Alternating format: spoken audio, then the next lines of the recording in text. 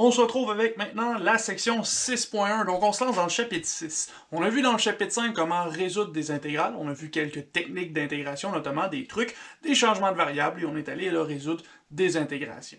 Maintenant, ce qu'on va faire, c'est introduire ce qu'on appelle des équations différentielles. Donc dans notre chapitre 6, notre but, c'est de commencer à travailler avec ce qu'on appelle des équations différentielles. Maintenant qu'on a vu les intégrales et qu'on a vu les dérivées, on peut les mettre ensemble et jongler un peu avec ces deux notions-là pour construire ce qu'on appelle des équations différentielles et pour les résoudre notamment. Donc avant d'aller plus loin, il va falloir qu'on définisse les équations différentielles et pour faire ça, on va passer par la définition de l'équation algébrique. Donc la définition de l'équation algébrique, c'est quelque chose qu'on connaît très bien.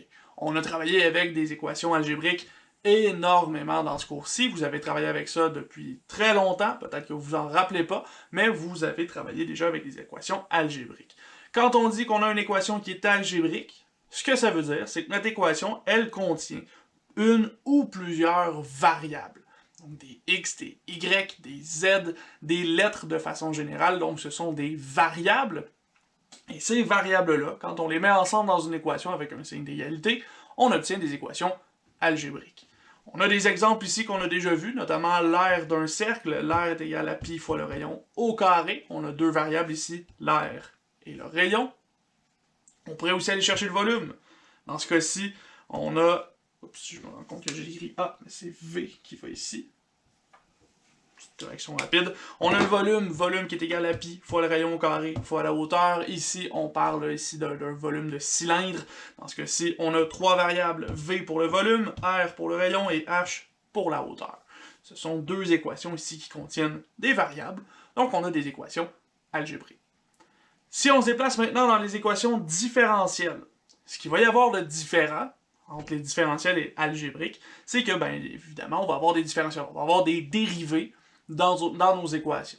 Donc une équation qui est différentielle, c'est une équation qui contient une ou plusieurs dérivées.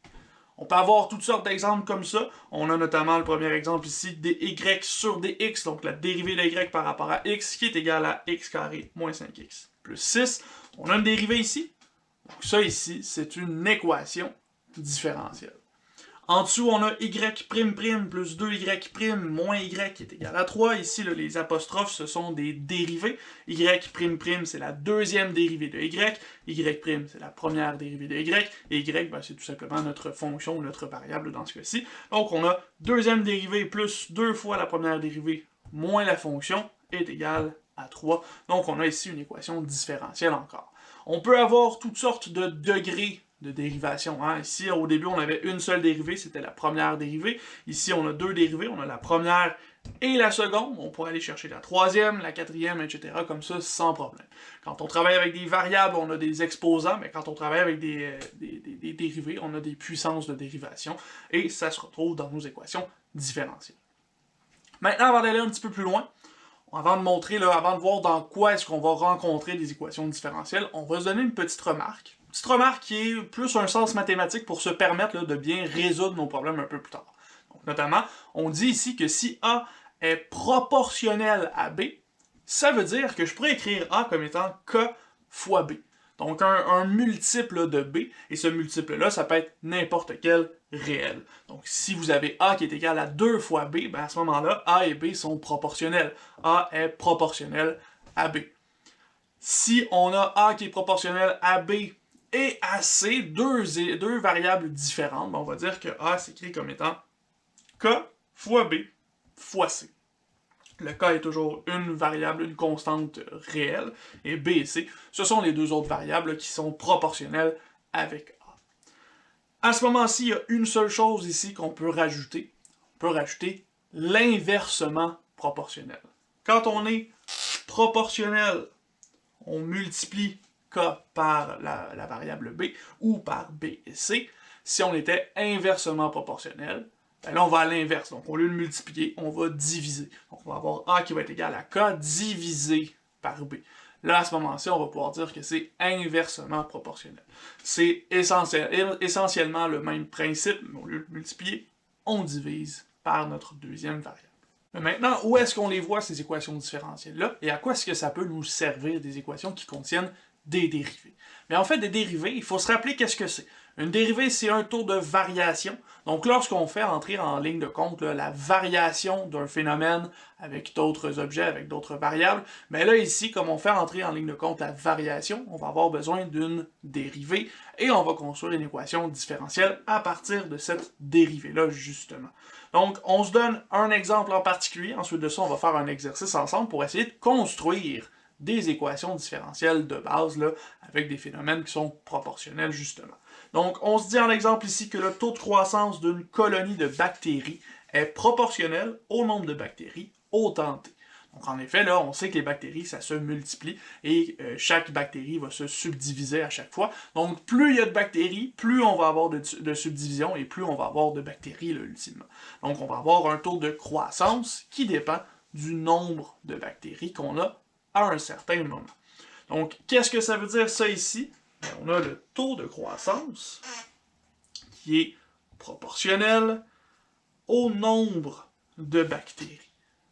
Taux de croissance, c'est la dérivée par rapport à t d'un certain nombre de bactéries. On sait que si on a un nombre et qu'on le dérive, ça nous donne un taux. Et ici, ce sera un taux de croissance. On a une proportionnalité, donc ici, on va avoir un multiple qui va apparaître, et on a un nombre de bactéries qu'on va appeler n de t, parce que c'est au temps t. Donc ici, le nombre de bactéries, quand on le dérive, ben, il va être proportionnel à ce nombre-là. Et ça a du sens, hein? Quand on faisait des dérivés, souvent on avait des multiplications qui apparaissaient, donc c'est la proportionnalité qui se présentait. Dans ce cas-ci, si on l'écrivait sous la forme d'équation différentielle, on pourrait dire que notre taux de croissance dn sur dt, c'est égal à une certaine constante k qui multiplie notre nombre de bactéries. De cette façon-là, on dit que notre dérivée, elle est proportionnelle à notre nombre de bactéries. Donc, on a dn sur dt qui est égal à k fois n, tout simplement. Et ce sera notre équation ici qui est différentielle. On a n' ici, on a n ici, on a effectivement des dérivés dans notre problème, donc on a une équation qui est différentielle.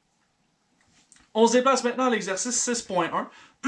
On va essayer d'en faire d'autres ici, des équations différentielles. On va essayer d'en construire d'autres, du moins, à partir des courtes mises en situation qu'on s'est données ici.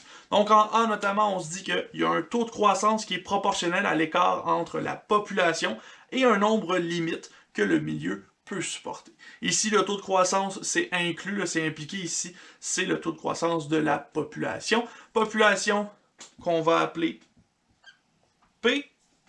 Donc, taux de croissance, on va avoir dp selon le temps. Et maintenant, ce qu'on s'est dit, c'est que dp selon le temps, dp dt, c'est proportionnel à notre population, mais pas seulement la population, à l'écart entre la population et une certaine limite grand L qu'on s'est donnée. Donc, on va construire ici l'équation différentielle dp dt, qui est égale à une certaine constante k. On a une proportionnalité, donc on doit avoir un k qui apparaît.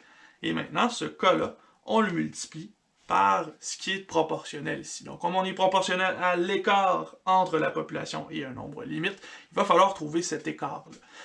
Évidemment, le nombre limite ici, c'est le maximum qu'on peut obtenir. Imaginez qu'on peut accueillir au maximum 200 personnes dans une salle. Ben, notre limite, ce sera le 200 ici, et l'écart, ce sera entre 200 et ce qu'on a réellement. Donc, évidemment, on essaie de ne pas dépasser le maximum. C'est un maximum, donc nécessairement, on n'est pas capable d'aller au-dessus. Ça veut dire qu'on va faire L moins P pour trouver cet écart-là.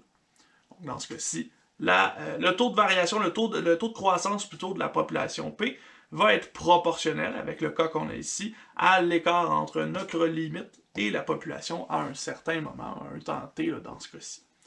Ici, on a effectivement une équation différentielle parce qu'on a une dérivée, et de l'autre côté, on a une proportion avec une partie de la population déjà. En B, on en a un autre exemple ici qu'on connaît déjà beaucoup. Taux de variation de l'air est proportionnel au rayon du cercle. Donc ici, taux de variation de l'air, on pourrait appeler ça dA dt, ou dA dr plutôt. Mon erreur, mais je m'excuse, on varie par rapport au rayon ici.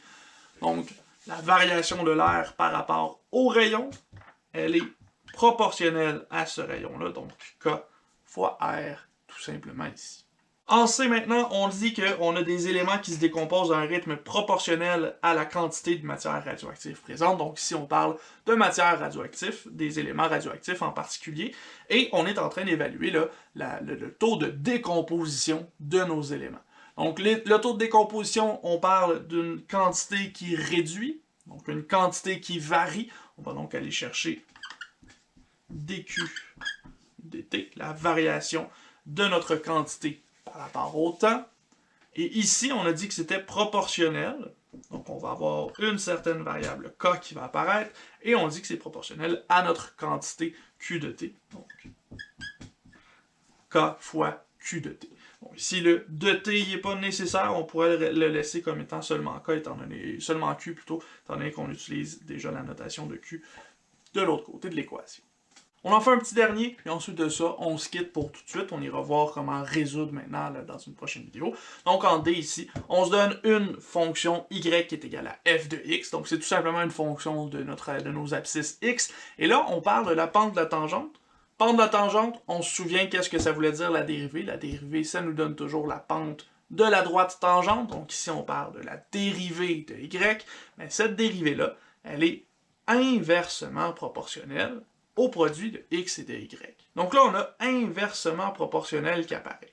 Qu'est-ce que ça veut dire, ça? Bien, tout à l'heure, on l'a mentionné, inversement proportionnel, c'est qu'on va diviser par une variable plutôt que de multiplier par cette variable-là.